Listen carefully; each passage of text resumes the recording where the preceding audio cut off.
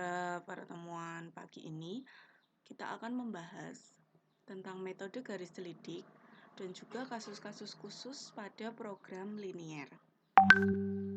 Nah, di sini pada minggu yang lalu kita sudah membahas penyelesaian program linier dengan menggunakan metode grafik. Nah, sekarang ini kita akan menggunakan garis selidik. Beberapa langkah itu ada yang sama, intinya langkah yang dari mulai langkah menggambar daerah visibelnya itu sama seperti garis metode grafik ya.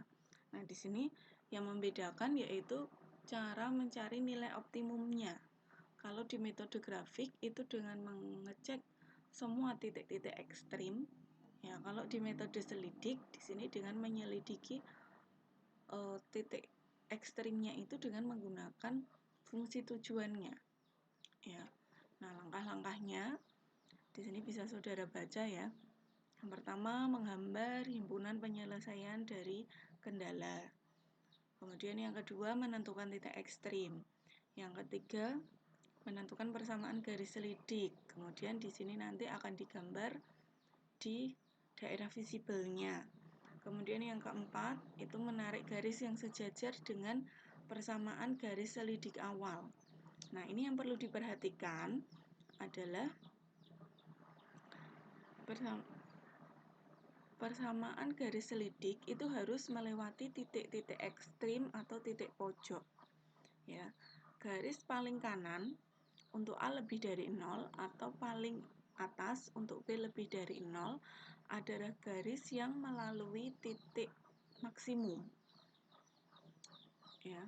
Jadi di sini untuk yang titik maksimumnya itu adalah garis paling kanan jika nilai A positif dan nilai B positif. Nah, kemudian untuk nilai minimumnya itu dilalui yang paling kiri ya, atau dilalui yang paling terdahulu jika nilai A-nya itu positif dan juga nilai B-nya positif. Nah, ini berlaku sebaliknya ya jika nilai A dan B-nya itu negatif.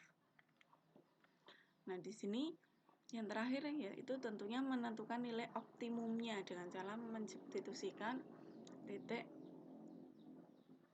yang sudah diperoleh tadi. Langsung saja di contohnya di sini ada fungsi tujuan f(x, y) 2x plus 3y. Kemudian di sini ada kendalanya, ada 4 ya, 1, 2, 3, 4. Nah, langkah yang pertama seperti yang kemarin, menggambar kendalanya dulu, ya, menentukan titik pojoknya dulu. Ini misalkan x-nya 0 dan y-nya 0, diperoleh 2 titik. Ini untuk yang kendala yang pertama. Kemudian untuk kendala yang kedua, ini juga sama. Ini x-nya 0, y-nya 0. Nah, diperoleh 2 titik. Kalau sudah, di sini bisa kita gambar, ya.